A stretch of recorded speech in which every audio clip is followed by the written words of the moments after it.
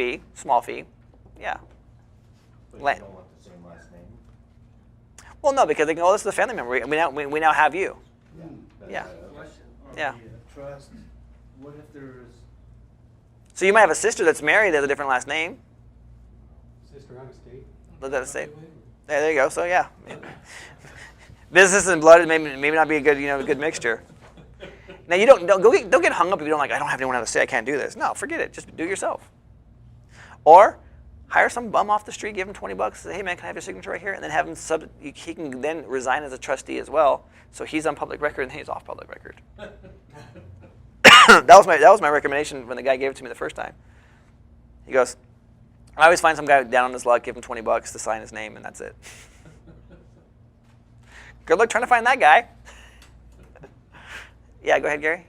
The form for release of the beneficiary 1 and 2, is it in here? Yeah. No, not in this. No, not in this. Not in this, guys. But you have access to it. It's in the zip drive? Yeah. So the amended one that has the space for notarization of the beneficiary 1 and 2. Is that what's missing from it? No, nothing's missing from it. Talking about the relinquishment. Yeah. The resigning. So I have the resigning of trustee too, if you want it. how easy is it to change the name of the trust? So that someone Oh, Gary, hang on. I'll take that back, Gary. I've changed things. I'll give you something different. Go ahead. So if I make a trust in my name, Eric, in a family trust, Yeah. how easy is it to change that? You can't change the name of the trust. I think you have to like end that trust. Yeah, I don't know the answer to that question. Reason why I'm asking. Because the trust documents is what's being set up. I think you're right. Yeah. Reason why I ask is my folks have a trust, Yeah. but it's in our last name, family trust. Yeah, most people will do it that way. And either your mom or your dad is a trustee, or both. Yeah. This actually creates the trust. This creates this is the trust document. That's it. That's a trust. Yep. Cool beans. So I take that back. I give you you have the substitution of trustee, which you're going to want that form because I find properties in probate. Oh my gosh, look at this! Someone's dead, and they were the trustee. Here's the next of kin. They're the heirs. They're the substitution. They're the beneficiary trustee that it transfers to. They don't want the property anymore. It's going to foreclosure. Here's a substitution of trustee. Go ahead and give it to me. So I'll teach you more about this when we do our advanced probate classes. But yeah, I use that all the time when I get properties that are in trust that are going to default or into foreclosure. Just give me the, rather than buying it and taking sub 2, just make me the new trustee. I'm cool with that. Everything else stays in play. So we're going to get to this in just a second. So beneficiaries 1, beneficiaries 2. They're the beneficiaries. I'm the successor beneficiary. When the county comes calling, I just give them this, and then page 2, right behind it, Exhibit A is the property, the property description. What I don't give them is Exhibit B. Because Exhibit B says that Ryan Nickel has either 100% ownership or Ryan Nickel has 50% interest with my other wife beneficiary as the other 50% interest.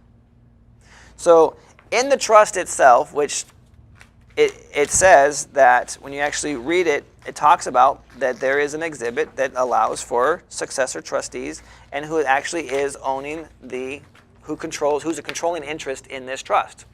Exhibit B is right here, my beneficiaries. This is me. So when I'm doing this, again for the county purposes, original sellers, and then on the back, controlling interest is me.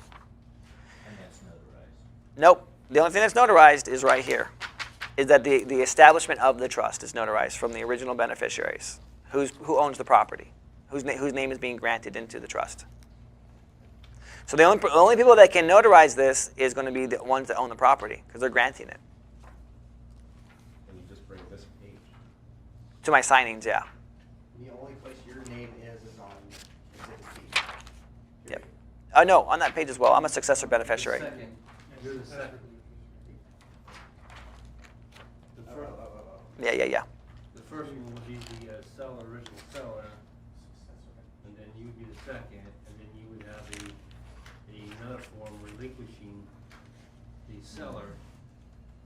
The resignation of beneficiaries, page 53 and 54, and Yeah. the other form. I mean, that's just, to me, that's just powerful. It is. I use this exclusively now. Why So- do you need to bring the rest of the pages? They don't matter. They're not going to read it. They're not. Yeah, it's just one more page for them to sign. In this particular case, when we get to this part in the in the situation, they're just signing. They're just signing. Things are being notarized. Interesting thing about this: property is held in trust for a land trust. My interest in this property, if I wanted to sell it, I don't have to pay anything as far as transfer tax or anything like that because my interest is personal property, not real property. So I can sell my interest to anybody that I want from the trust and not incur any kind of transfer tax. So I'm not sure I understand that. So do they become beneficiaries of the trust at that point or something? I sold my interest. They're now the beneficiaries. So now you're just- They now control it. Is there- Yep. You'll never have to sell the property if you don't want to, traditionally. Just sell your interest. Sell your interest in it. Buy me out. It's personal property. So if I'm ever asked, do you own real estate? What can you say? No. No. I do not own real estate.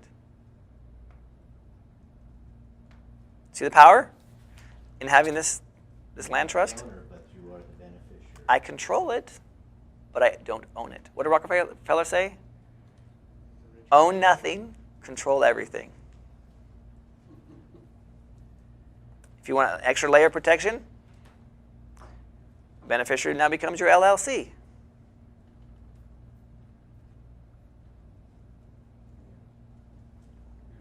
LLC is doing all of this. So the successor beneficiary. Is the LLC.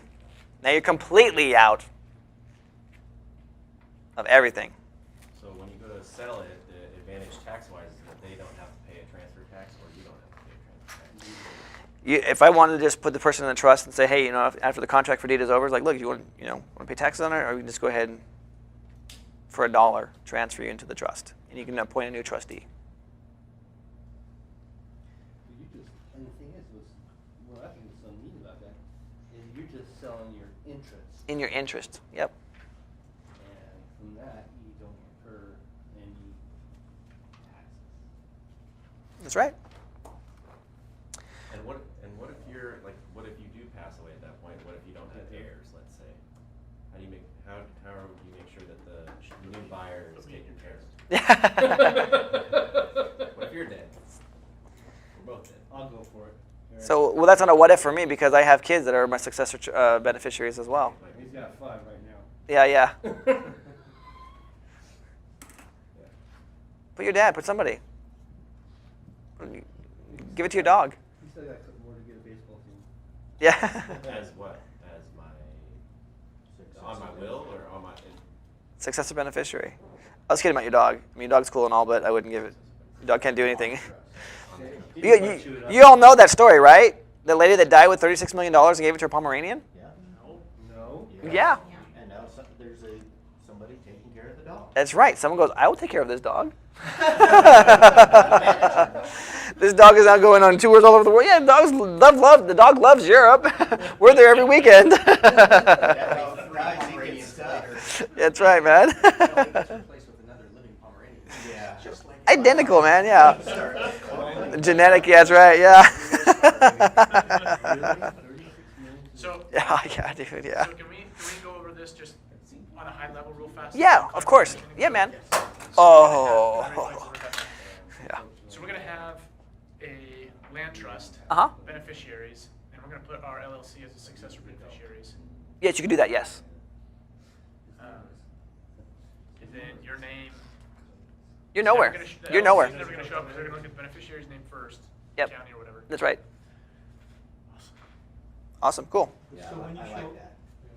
When you Well, show, sorry, so when you show the title to do something, you're gonna have to bring your LLC paperwork to show that you sign. can sign No. for the trust? Nope.